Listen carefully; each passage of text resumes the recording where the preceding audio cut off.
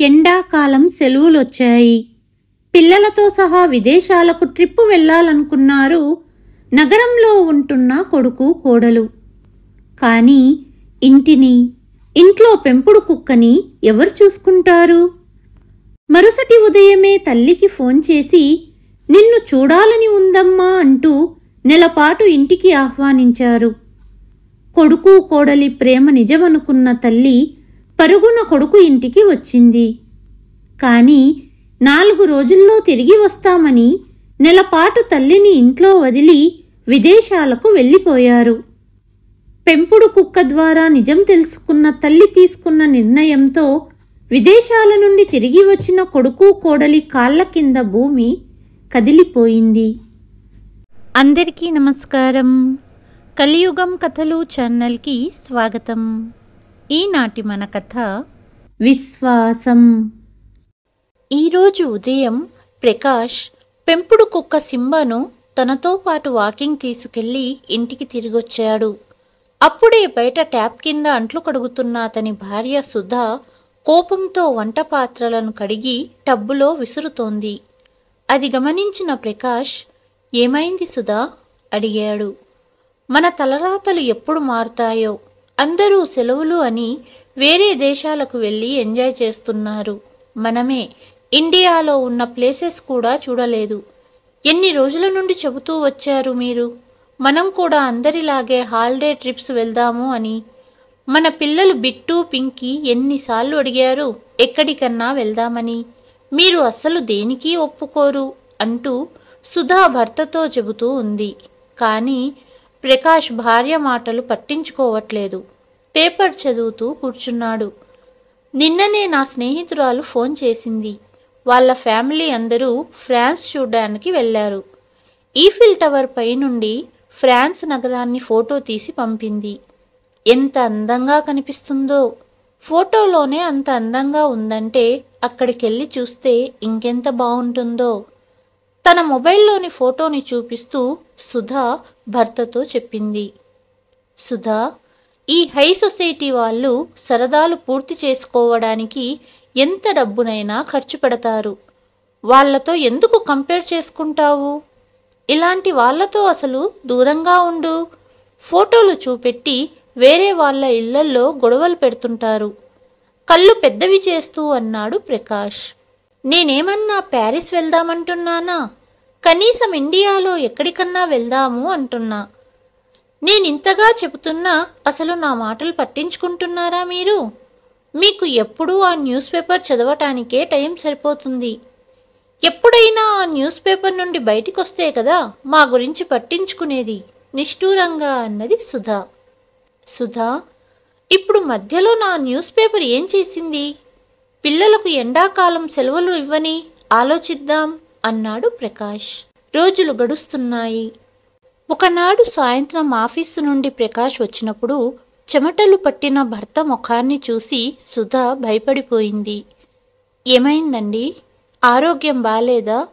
ఆఫీసులో ఎవరితోనైనా గొడవ అంటూ కంగారుగా ప్రకాష్ని అడిగింది.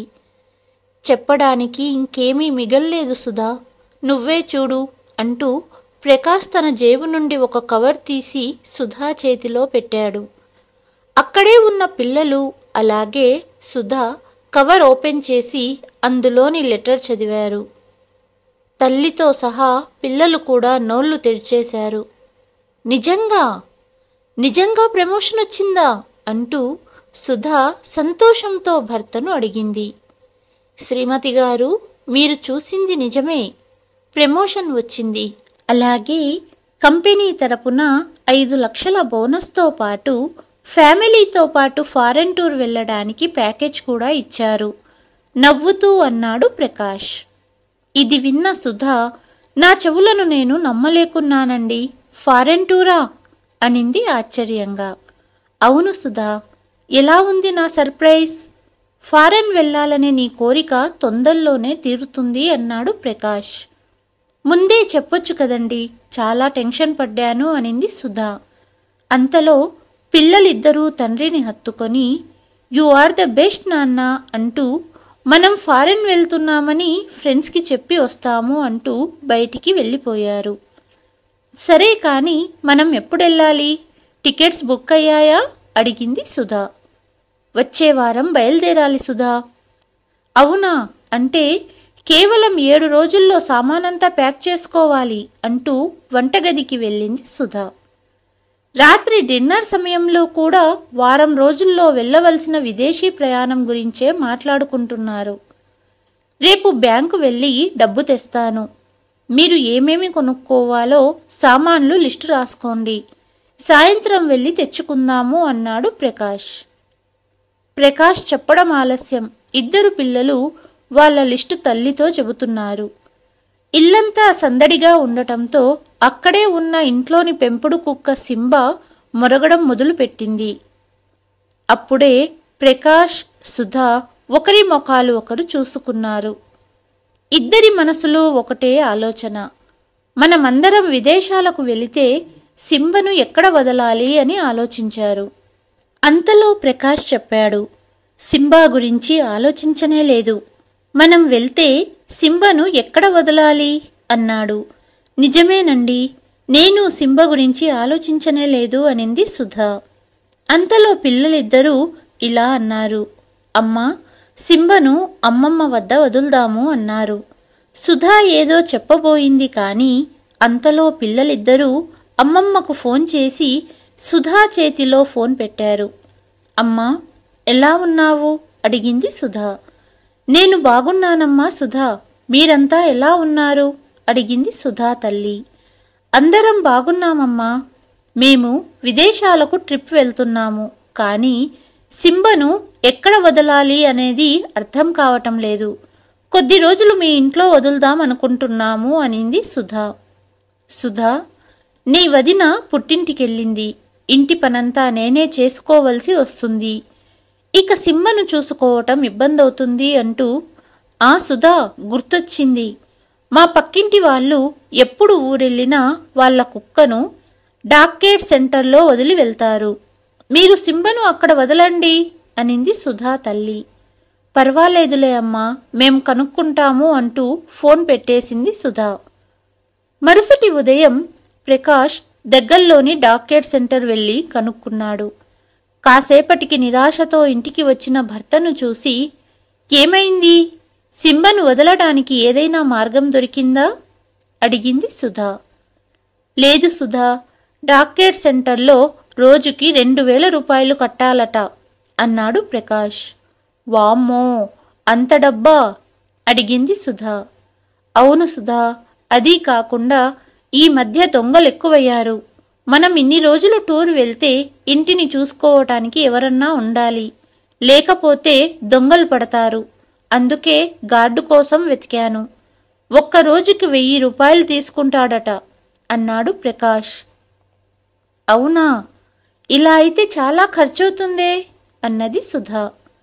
ఇంటిని సింబను చూసుకోవటానికి ఎవ్వరూ దొరకకపోతే టూర్ క్యాన్సిల్ చేయవలసి వస్తుంది అన్నాడు ప్రకాష్. ఇది విన్న కొడుకు బిట్టు, నాకు తెలుసు నాన్న, ఇలాగే చేస్తారు, మీతో మాట్లాడను అంటూ గదిలోకి వెళ్ళిపోయాడు. మీ అమ్మగారిని పిలవచ్చు కదా అనింది సుధా. ఏం మాట్లాడుతున్నావు నువ్వు? అమ్మ ఒక్కతే వచ్చి ఇక్కడ ఎలా ఉండగలదు అన్నాడు ప్రకాష్. ఒకసారి ఆలోచించండి.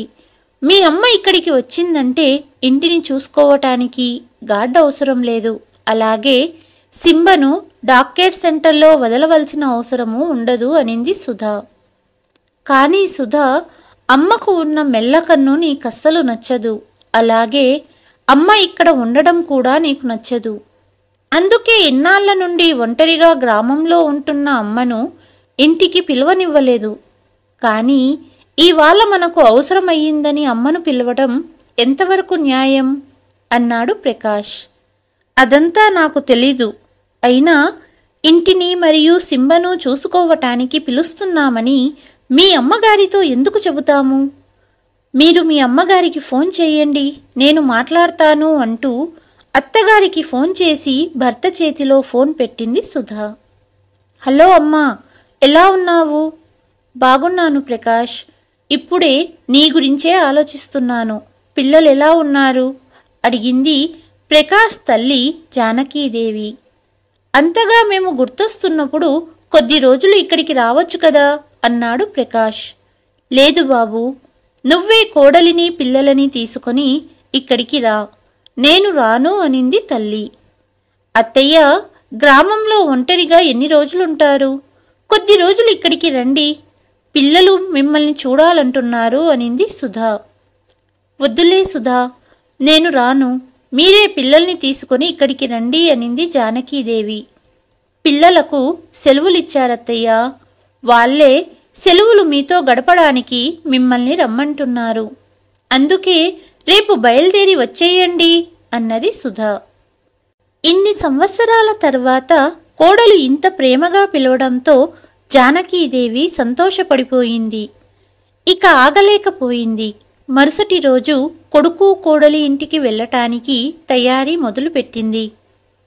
3 సంవత్సరాల క్రితం గ్రామంలో గవర్నమెంట్ టీచర్గా పనిచేస్తున్న జానకీదేవి భర్త మరణించారు.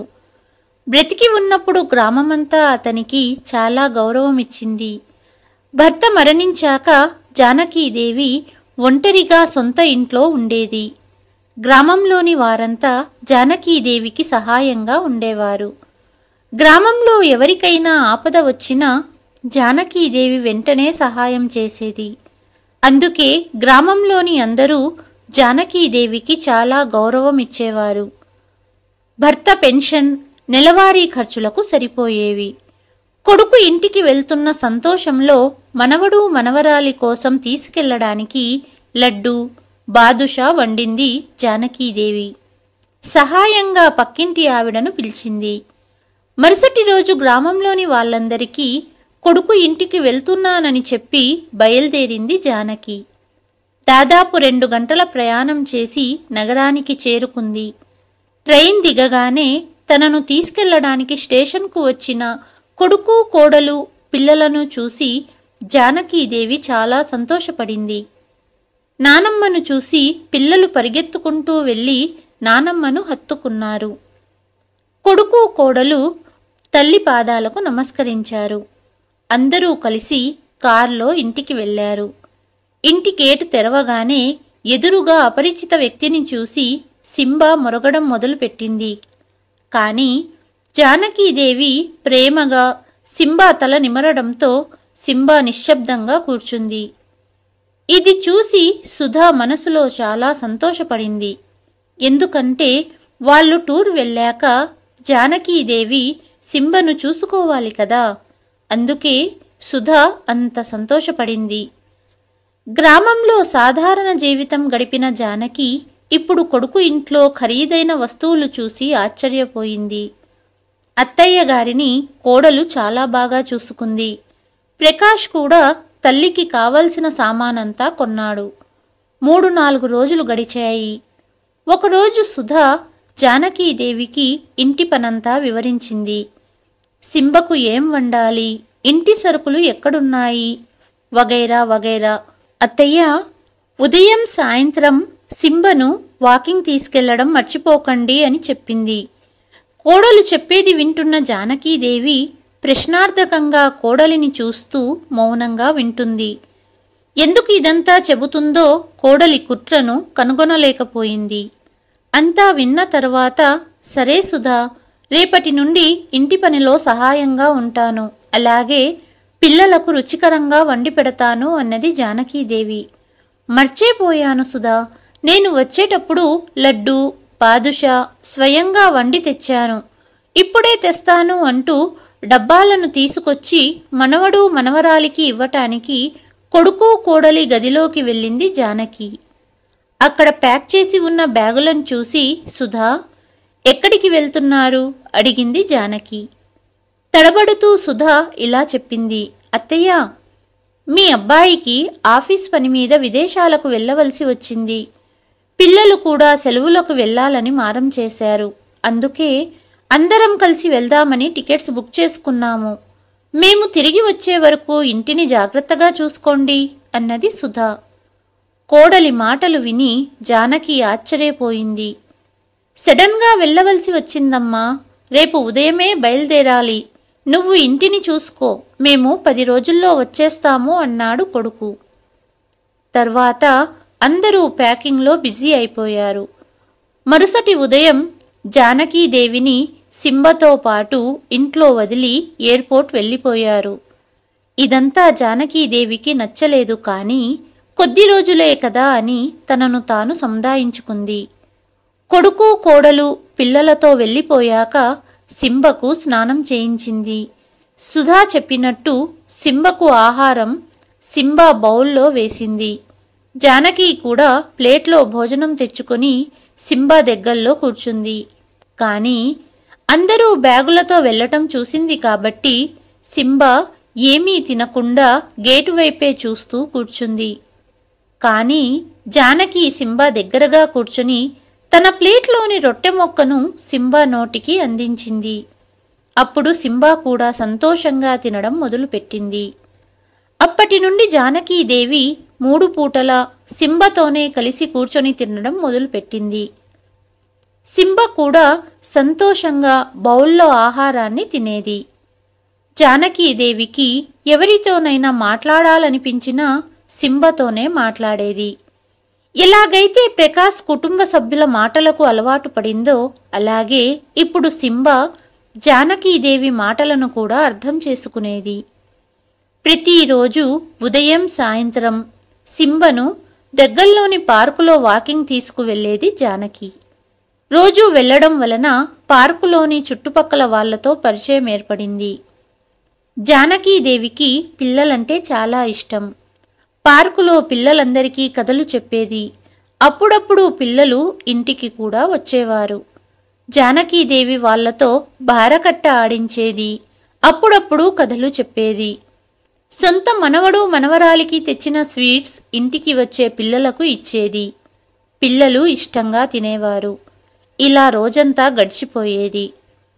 ఒకరోజు గదిలో నిద్రిస్తున్న జానకీదేవికి చిన్న పిల్లవాడు చాలాసేపటి నుండి ఏడుస్తున్న గొంతు వినపడడంతో తలుపు తెరిచి బయటికి వచ్చి చూసింది. పక్కింట్లో పిల్లవాడిని ఎత్తుకొని తల్లి తండ్రి ఆడిస్తున్నారు. కాని పిల్లవాడు ఏడుపు ఆపట్లేదు.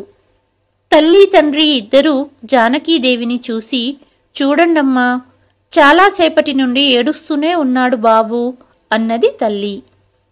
వెంటనే బాబుని ఎత్తుకొని కడుపుపైన మెల్లగా హింగ్ రుద్దింది. కాసేపటికి బాబు ఏడుపు ఆపేశాడు. జానకి ఏడుపు ఆపేసిన బాబుతో పిల్లవాడి భాషలో మాట్లాడింది. వెంటనే బాబు నవ్వడం మొదలుపెట్టాడు. పిల్లవాడి తల్లి తండ్రి ఇది చూసి ఆశ్చర్యపోయారు. ఎప్పటి నుండో ఏడుస్తున్న బాబును నవ్విస్తున్నారు, థ్యాంక్స్ అమ్మా అంటూ జానకీదేవిని అభినందించారు పిల్లవాడి తల్లి తండ్రి. పర్వాలేదు, పిల్లవాడికి కడుపులో గ్యాస్ ఫామ్ అయ్యింది, అందుకే ఏడ్చాడు. ఇక ఏడవడు, వెళ్ళి పడుకోండి అంటూ జానకి కూడా ఇంటి లోపలికి వచ్చింది. 10 రోజుల్లో వస్తామని చెప్పి టూర్ వెళ్లిన కొడుకు కోడలు ఇప్పటిదాకా రాలేదు. ఒక్క ఫోన్ కూడా చెయ్యలేదు అనుకుంటూ కొడుకుకు ఫోన్ చేసింది జానకి. కానీ ఫోన్ తగలడమే లేదు. అక్కడే ఉన్న సింబ ఏదో చెప్పటానికి మొరిగింది, కానీ జానకికి అర్థం కాలేదు. బహుశా ప్రకాష్ సుధా మాటలు విన్న సింబ వాళ్ళు నెల వరకు రారని జానకికి చెప్పాలనుకుందేమో. ఎప్పుడొస్తారో పిల్లలు అనుకుంటూ నిద్రపోయింది జానకి. ఒకరోజు సింబను పార్కు తీసుకెళ్ళింది జానకి. అప్పుడే పార్కుకు వచ్చిన సుధా స్నేహితురాలు మంజు సింబా పక్కన ఉన్న జానకీదేవిని చూసి ప్రశ్నార్థకంగా చూసింది. అంతలో అక్కడే ఉన్న ఇంకొక ఆవిడ మంజుతో జానకీదేవి సుధా అత్తగారని చెప్పింది. అప్పుడు మంజు జానకీదేవితో మాట్లాడ్డానికి వచ్చింది. నమస్తే ఆంటీ, నేను సుధా స్నేహితురాలిని, ఇక్కడే దగ్గర్లోనే ఉంటాను అంటూ తనను తాను పరిచయం చేసుకుంది. అవునా అమ్మా అంటూ చిరునవ్వు నవ్వింది జానకీదేవి. మీరు వచ్చి మంచి పని చేశారాంటీ, లేదంటే తిరగడానికి విదేశాలకు వెళ్లాలని ఎప్పటి నుండో ప్లాన్ వేస్తున్న సుధా కోరికగానే మిగిలిపోయేది అనింది మంజు. ఏమంటున్నావమ్మా అడిగింది జానకీదేవి. అది సరే ఆంటీ, ఎప్పుడొస్తున్నారు వాళ్ళు అడిగింది మంజు. 10 రోజుల్లో వస్తామని వెళ్లారు, కానీ 2 వారాలు గడుస్తున్నా ఇంకా రాలేదు అనింది జానకీదేవి. కానీ సుధా కనీసం 1 నెల వరకు అక్కడే ఉంటామని చెప్పిందే అనింది మంజు. పక్కనే ఉన్న సింబా మరుగుతూ ఏదో చెప్పడానికి ప్రయత్నిస్తుంది. అవునా, మరి నాతో 10 రోజుల్లో వచ్చేస్తామన్నారు అనింది జానకి. లేదా ఆంటీ, సుధా నాతో చెప్పింది నిజమే. సరే, మళ్ళీ కలుస్తాను అంటూ వెళ్ళిపోయింది మంజు. జానకీదేవి కూడా ఇంటికి బయలుదేరింది. వీధి చివరన ఇంటి వద్ద జనాల గుంపుని చూసి అక్కడికి వెళ్ళింది జానకి. కారణమడగగా హరికృష్ణ కుటుంబంలో దొంగతనం జరిగిందని, వచ్చే వారంలో హరికృష్ణ గారి అమ్మాయి పెళ్లి ఉందని, పెళ్లి కూతురి బంగారు గాజులు, కొంత నగదు దొంగతనం జరిగాయని తెలిసింది. ఇది విని జానకీదేవి చాలా బాధపడింది. చూస్తుంటే పేదింటి వాళ్లలా ఉన్నారు పాపం అనుకుంటూ జానకీదేవి ఇంటికి వెళ్ళిపోయింది. అప్పుడే ఫోన్ రింగ్ అయ్యింది. జానకి ఫోన్ లిఫ్ట్ చేయగానే, అమ్మా ఎలా ఉన్నావు? అక్కడంతా బాగుందా? సింబా వేలకు తింటున్నాడా అడిగాడు ప్రకాష్. అవును బాబు, ఇక్కడంతా బాగుంది. సింబా వేలకు తింటుంది కానీ ఇన్ని రోజులైనా మీరు ఇంటికి రాలేదెందుకు అడిగింది తల్లి. అవునమ్మా, ఆఫీస్ పని ఇంకా పూర్తవ్వలేదు, తొందరలోనే వస్తాము అంటూ ఫోన్ పెట్టేశాడు ప్రకాష్. ప్రకాష్ వెనకాలే ఉన్న సుధా, చూశారా, మీ అమ్మను పిలవమని నేను చెప్పిన ప్లాన్ పనికొచ్చింది. ఇప్పుడు ఎన్ని రోజులైనా టెన్షన్ లేకుండా మనం తిరగొచ్చు అనింది సుధా. నిజమే సుధా, మంచి ప్లాన్ చెప్పావు. ఇంటి కోసం గార్డు ఖర్చు తగ్గింది, సింబను డాక్కేర్ సెంటర్లో వదలడానికి అయ్యే ఖర్చు తగ్గింది అన్నాడు ప్రకాష్. ఇంకొక మాట చెబుతాను వినండి. ఇంటికెళ్ళాక మీ నాన్నగారి ఇన్సూరెన్స్ డబ్బులు అడిగి తీసుకోండి. ఆ తరువాత ఆవిడను పంపించేయండి. అయినా మీ అమ్మకు ప్రతి నెలా వచ్చే పెన్షన్ డబ్బులు సరిపోతాయి. ఇంకా ఇన్సూరెన్స్ డబ్బులు ఏం చేసుకుంటుంది అనింది సుధా. నిజమే సుధా, ఊరెళ్ళాక నేను అమ్మను డబ్బు అడగాలనుకున్నాను అన్నాడు ప్రకాష్. కానీ మీ అమ్మ డబ్బు ఇస్తుందంటారా అడిగింది సుధా. ఎందుకివ్వదు? జీతం సరిపోవట్లేదని చెబుతాను. నా ప్రమోషన్ గురించి అమ్మకు చెప్పలేదు కదా, కేవలం ఆఫీస్ పని మీద మనం ఇక్కడికి వచ్చామని చెప్పాము. అసలు విషయం ఏంటంటే, తల్లితో ఫోన్లో మాట్లాడిన ప్రకాష్ ఫోన్ కట్ చేశాడు అనుకున్నాడు. కానీ ఫోన్ ఇప్పటికీ ఆన్లోనే ఉంది. ప్రకాష్, సుధా మాట్లాడిన మాటలన్నీ జానకి వినింది. కొడుకు కోడలి ప్లాన్ విని జానకి కాళ్ల కింద భూమి కదిలిపోయింది. అక్కడే ఉన్న కుర్చీలో కూర్చుండిపోయింది. ఎంత కుట్ర చేశారు ఇద్దరూ కలిసి! కొడుకు ఇంత దిగజారిపోయాడా అనుకుంటూ కళ్ళ నుండి నీరు కారుతున్నాయి జానకీదేవికు. కాసేపటికి తేరుకొని, ఈ కలియుగంలో కొడుకు స్వార్థం ముందు తల్లి ప్రేమ కనపడడం లేదు అనుకుంది. అంతలో బయట అంబులెన్సు శబ్దం రావటంతో కళ్ళు తుడుచుకుంటూ బయటకు వెళ్ళింది జానకి. పక్కింటి వాళ్లను అడగగా తెలిసింది ఏంటంటే, పెళ్లి ఖర్చుల కోసం దాచుకున్న డబ్బు దొంగతనం జరిగిందని హరికృష్ణ సూసైడ్ చేసుకోవాలనుకున్నారు. ఇది విని జానకి షాక్ అయ్యింది. మరుసటి 2 రోజులకు హరికృష్ణ హాస్పిటల్ నుండి డిశ్చార్జ్ అయ్యారు. జానకి అతన్ని కలవడానికి వెళ్ళింది. హరికృష్ణ గారు, ఇంత చిన్న విషయానికి మీరు సూసైడ్ చేసుకోవాలనుకున్నారా? దానివలన మీ సమస్య తీరుతుందా అడిగింది జానకి. కూతురు పెళ్లి ఆగిపోతుందమ్మా. ఎక్కడి నుండి డబ్బు తీసుకురావాలి? అప్పు చేసి బంగారు కొన్నాను, డబ్బు కూడా దొంగలించారు అని చెబుతూ హరికృష్ణ వెక్కి వెక్కి ఏడ్చాడు. కాసేపటికి జానకీదేవి ఇంటికి వచ్చేసింది. ఆ రోజు జానకీదేవికి రాత్రి నిద్ర పట్టలేదు. మరుసటి ఉదయం దగ్గర్లోని ఏటీఎంకు వెళ్లి 2 లక్షల రూపాయలు డ్రా చేసి తీసుకొని హరికృష్ణ ఇంటికి వెళ్లి అతని చేతిలో పెట్టింది. జానకమ్మ, ఇదంతా ఎందుకు అన్నారు హరికృష్ణ. వీటితో మీ అమ్మాయి పెళ్లి జరుగుతుంది కదా అడిగింది జానకి. ఈ రుణం నేనెలా తీర్చుకోవాలి అడిగారు హరికృష్ణ.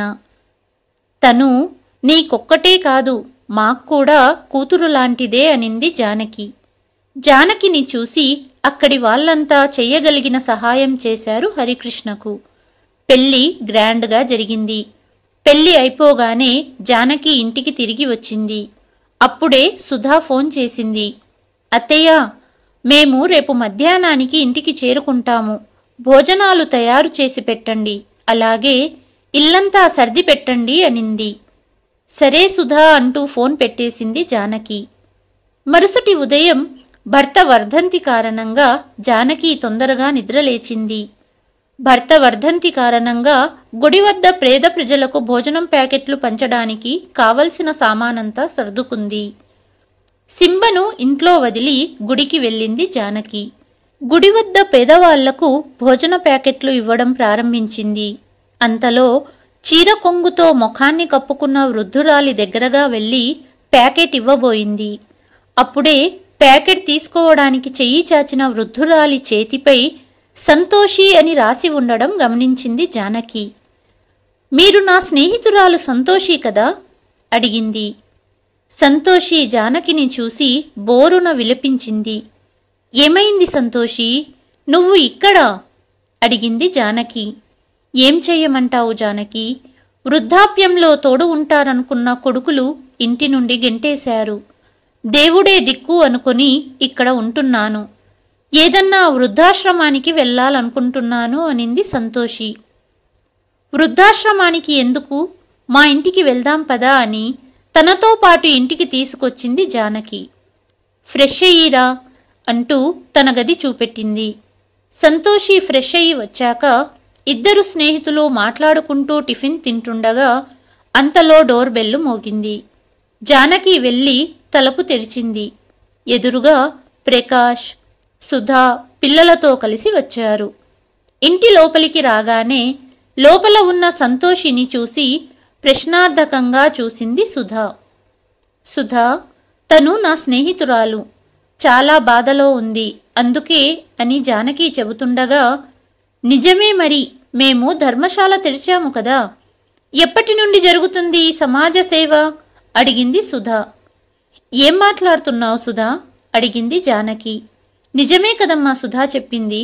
మమ్మల్ని అడగకుండా నీ ఇష్టం వచ్చినట్టు ఎవరిని అంటే వాళ్లను తెచ్చి ఇంట్లో ఎందుకు పెట్టావు? అన్నాడు ప్రకాష్.